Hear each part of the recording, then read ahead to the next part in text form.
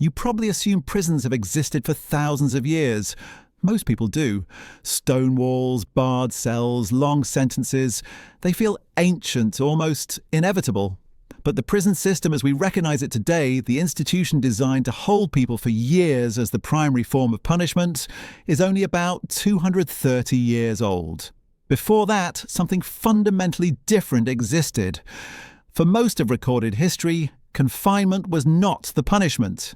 It was the waiting room.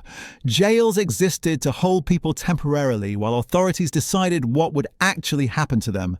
Execution, physical punishment, exile, forced labour, fines, those were the sentences.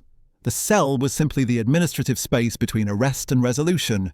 This was not a moral system. It was a procedural one. And it functioned that way for centuries. Medieval jails were often little more than a single room inside a castle, a gatehouse, or a municipal building. A prisoner might remain there for days or weeks while a magistrate gathered information, while witnesses were summoned, or while a sentence was prepared. Once judgment was delivered, the jail ceased to matter. The person either walked free, was punished publicly, or was executed. Long-term incarceration was rare because it served no recognized legal function. Custody existed only to ensure the accused did not disappear before the legal process concluded. What changed in the late 18th century was not a sudden surge of compassion, nor a collective decision to be more humane. What changed was administration. Governments across Europe and North America faced growing populations, expanding cities, more complex legal codes, and an increasing number of offences that did not fit neatly into execution or public punishment. Whipping someone for theft worked in a village of 200 people. It became far less workable in a city of 20,000. Legal systems needed a scalable way to manage convicted individuals without constantly resorting to death or physical injury. The solution was not to abolish custody, but to invert its role. Instead of using holding cells as temporary spaces, authorities began designing them as destinations. The cell itself became the sentence. The first institutions built specifically for long-term incarceration appeared in the 1790s. By the early 19th century, they were being replicated across jurisdictions. Eastern State Penitentiary in Philadelphia, opened in 1829, became one of the most influential examples. Its radial design, individual cells, and centralized observation were not aesthetic choices. They were functional responses to a new problem: how to manage confinement as an ongoing administrative process rather than a temporary condition. This shift required infrastructure that had never existed before. Intake procedures had to be standardized. Every prisoner required a recorded identity, a sentence length, a custody status. Facilities needed kitchens, infirmaries, workspaces, chapels.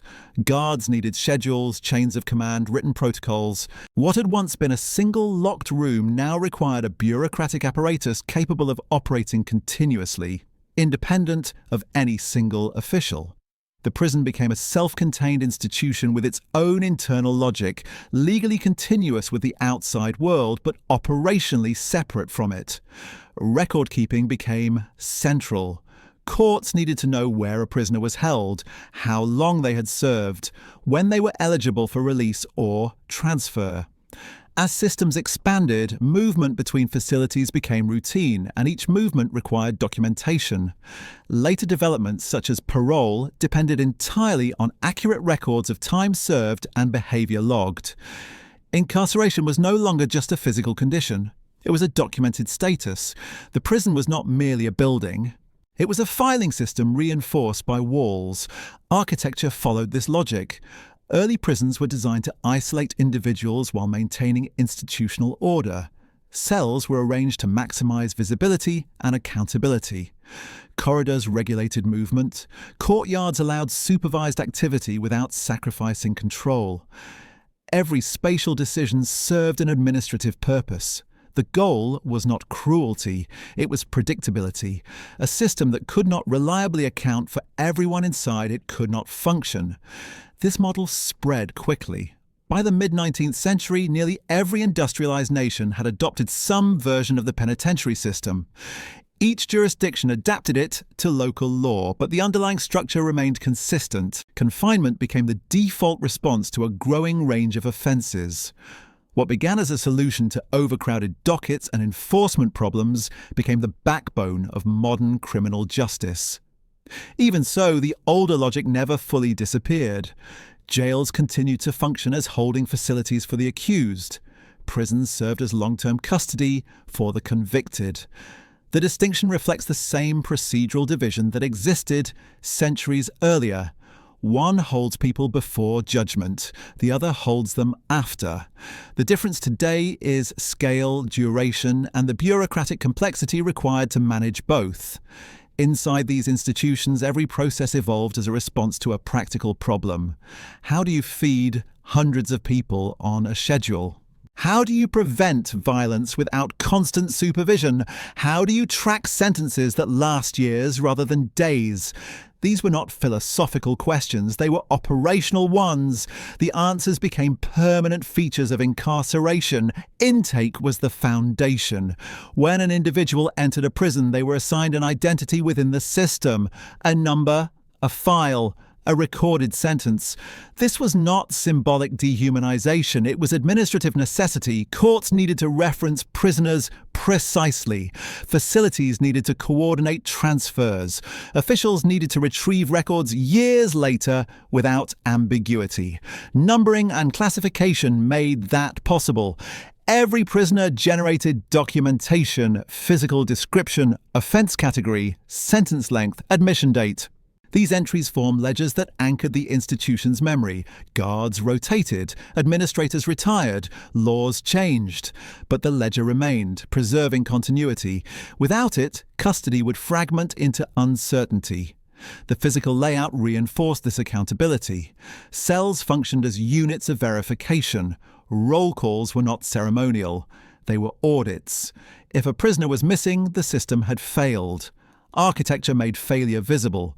Controlled movement through corridors and yards ensured that bodies and records remained aligned. Work programs emerged for similar reasons. Prisons required maintenance. Kitchens, laundries, workshops had to function daily. Assigning labour solved operational needs while imposing structure. Idle populations were unstable populations. Work reduced disorder. The moral interpretation came later. The administrative function came first. Medical care followed the same logic. A prisoner who died in custody represented a breakdown in institutional responsibility. Courts transferred custody to the prison. The prison was obligated to return it through release or documented death. Medical records became part of the custody chain, proving continuity had been maintained. Visitation policies were designed around predictability rather than generosity. Visits were scheduled, logged, supervised. This allowed limited external contact without disrupting order.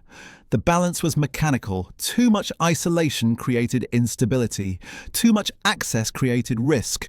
Routine provided equilibrium. Parole extended custody beyond the walls. A person released under conditions remained part of the system. Reporting requirements, behavioural rules, and the possibility of return preserved institutional authority. Parole was not freedom. It was custody in a different form. Transfers between facilities followed the same documentation logic. Custody did not move with the body alone, it moved through paperwork. The receiving institution accepted responsibility only when records aligned. The chain remained intact. By the early 20th century, this structure had become normalized. Prisons were no longer experiments. They were infrastructure. Legal codes assumed their existence. Budgets supported their expansion. Courts depended on their reliability. What began as an administrative workaround solidified into permanent systems. This is why incarceration persists, not because it is ancient, not because it is inevitable, but because it is administratively stable. The procedures exist, the records align, the system reproduces itself through continuity rather than intent. The modern prison is not the product of timeless human instinct. It is a 230-year-old solution to an administrative problem that became permanent through repetition, documentation, and institutional inertia. What began as a way to manage legal process evolved into the default mechanism of punishment. Not because it was designed to be permanent, but because it worked.